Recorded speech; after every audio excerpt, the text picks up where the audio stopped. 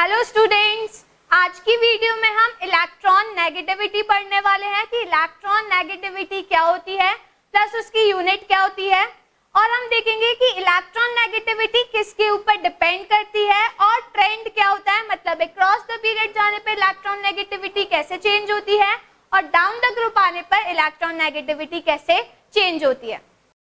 चलिए स्टूडेंट, पहले हम देखते हैं कि इलेक्ट्रोनेगेटिविटी क्या होती है। ठीक है, तो the tendency of an atom in a molecule to attract the shared pair of electrons towards itself is called its electronegativity.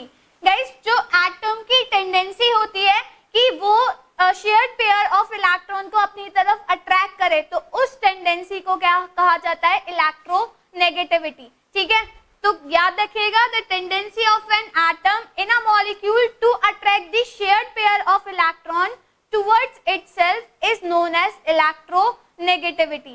Guys, electronegativity की कोई भी यूनिट नहीं होती, तो जो इलेक्ट्रोनेगेटिविटी होती है वो डायमेंशनलेस होती है।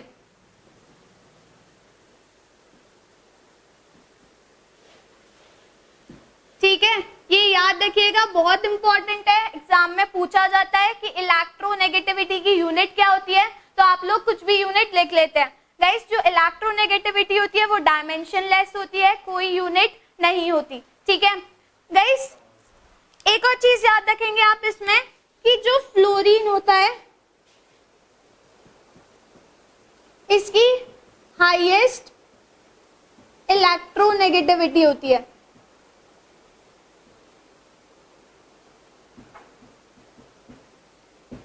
ठीक है, फ्लोरीन की हाईएस्ट इलेक्ट्रोनेगेटिविटी होती है और सीजियम की लोएस्ट इलेक्ट्रोनेगेटिविटी होती है। ठीक है, तो ये चीज याद रखिएगा, फ्लोरीन की हाईएस्ट इलेक्ट्रोनेगेटिविटी होती है और सीजियम की लोएस्ट इलेक्ट्रोनेगेटिविटी होती है। गाइस, अब हम देखते हैं कि जो इलेक्ट्रोनेगेटिविटी है वो किसके ऊपर डिपेंड करती है।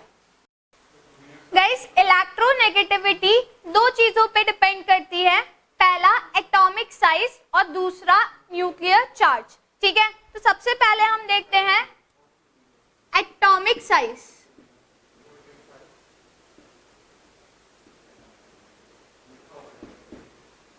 गाइस, एटॉमिक साइज जितना बड़ा होगा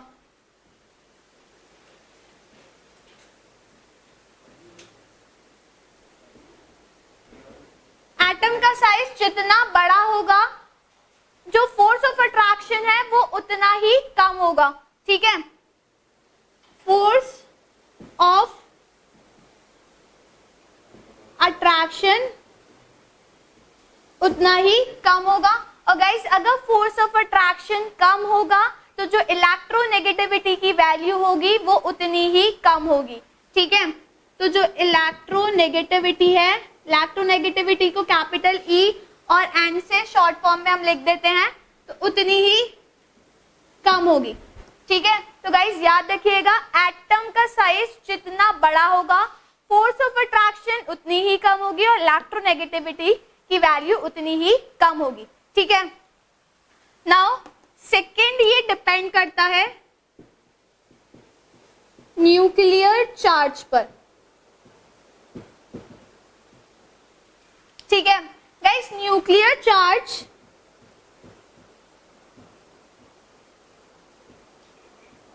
जितना ज्यादा होगा फोर्स ऑफ अट्रैक्शन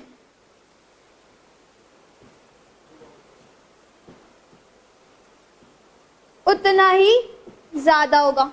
ठीक है, और अगर फोर्स ऑफ अट्रैक्शन ज्यादा होगा तो जो इलेक्ट्रोनेगेटिविटी की वैल्यू होगी वो उतनी ही ज्यादा होगी। ठीक है, तो गाइस याद रखिएगा, अगर एटम का साइज बड़ा है, ज्यादा है, तो इलेक्ट्रोनेगेटिविटी कम होगी। ठीक है, और अगर न्यूक्लियर चार्ज ज्यादा है तो इलेक्ट्रोनेगेटिविटी की वैल्यू ज्यादा होगी।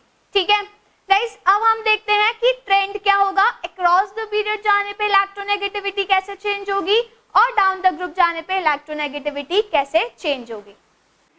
चलिए स्टूडेंट, सबसे पहले हम देखते हैं अक्रॉस द पीरियड जाने पर ट्रेंड कैसे चेंज होता है। ठीक है, तो गाइस जब हम अक्रॉस द पीरियड जाते हैं फ्रॉम लेफ्ट टू राइट, तो जो इलेक्ट्रोनेगेटिविटी होती है वो इंक्रीज करती है। ठीक है, अब इंक्रीज क्यों करती है? Because atomic size decreases. Guys across the period जाने पर जो एटॉमिक साइज है वो डिक्रीज करता है। ठीक है, एंड न्यूक्लियर चार्ज इंक्रीजेस। ठीक है गाइस, अक्रॉस द पीरियड जाने पे जो एटॉमिक साइज है वो डिक्रीज करता है और न्यूक्लियर चार्ज इंक्रीज करता है। तो जो फोर्स ऑफ अट्रैक्शन होगी वो इंक्रीज करेगी, और अगर फोर्स ऑफ अट्रैक्शन इंक्रीज कर रही है तो जो इलेक्ट्रोनेगेटिविटी की वैल्यू होगी वो भी इंक्रीज करेगी। ठीक है गाइस, अब हम देखते हैं डाउन द ग्रुप जाने पर ट्रेंड कैसे चेंज होता है। तो डाउन द ग्रुप जाने पर इलेक्ट्रोनेगेटिविटी की वैल्यू डिक्रीज होती है। क्यों? Because atomic size increases. Guys down the group जाने पे आपको पता है एटॉमिक साइज इंक्रीज करता है, तो अगर एटॉमिक साइज इंक्रीज करता है तो जो फोर्स ऑफ अट्रैक्शन होगा वो डिक्रीज करेगा, और अगर फोर्स ऑफ अट्रैक्शन डिक्रीज करता है तो इलेक्ट्रोनेगेटिविटी की वैल्यू भी डिक्रीज करेगी। ठीक है, तो गाइस याद रखिएगा अक्रॉस द पीरियड जाने पर इलेक्ट्रोनेगेटिविटी इंक्रीज करती है और डाउन द ग्रुप जाने पर इलेक्ट्रोनेगेटिविटी डिक्रीज करती है। ठीक है गाइस, देखिए इस टेबल में सारे ग्रुप की इलेक्ट्रोनेगेटिविटी, सारे एलिमेंट्स की इलेक्ट्रोनेगेटिविटी दी हुई है, बट यहाँ पे आप नोटिस करिए कि 18 ग्रुप नहीं है।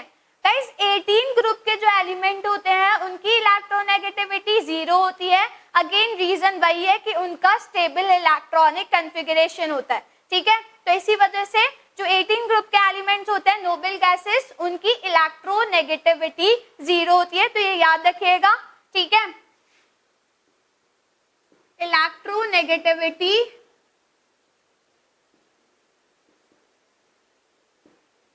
Of inert gases is 0. ठीक है, due to stable electronic configuration. ठीक है, अब गाइस इस टेबल में देखिए कि अक्रॉस द पीरियड जब हम जा रहे हैं तो आप देख सकते हो कि अक्रॉस द पीरियड जाने पर इलेक्ट्रोनेगेटिविटी की वैल्यू क्या हो रही है? इंक्रीज हो रही है। ठीक है, अक्रॉस द पीरियड जाने पर इलेक्ट्रोनेगेटिविटी की वैल्यू इंक्रीज हो रही है, और डाउन द ग्रुप देखिए, डाउन द ग्रुप जाने पर इलेक्ट्रोनेगेटिविटी की वैल्यू डिक्रीज हो रही है। ठीक है, तो गाइस याद रखिएगा अक्रॉस द पीरियड जब हम जाते हैं तो इलेक्ट्रोनेगेटिविटी की वैल्यू इंक्रीज होती है, और डाउन द ग्रुप जाने पर इलेक्ट्रोनेगेटिविटी की वैल्यू डिक्रीज होती है। अब गाइस टेबल में देखिए सबसे ज्यादा इलेक्ट्रोनेगेटिविटी की वैल्यू किसकी है? देखिए सबसे ज्यादा इलेक्ट्रोनेगेटिविटी की वैल्यू है फ्लोरीन की।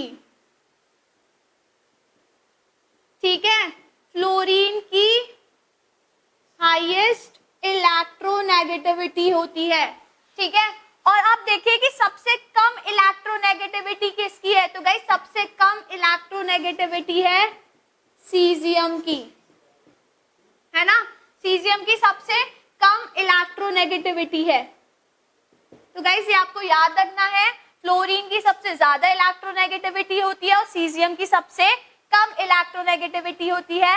नोबल गैसेस की इलेक्ट्रोनेगेटिविटी 0 होती है क्योंकि स्टेबल इलेक्ट्रॉनिक कॉन्फ़िगरेशन होता है।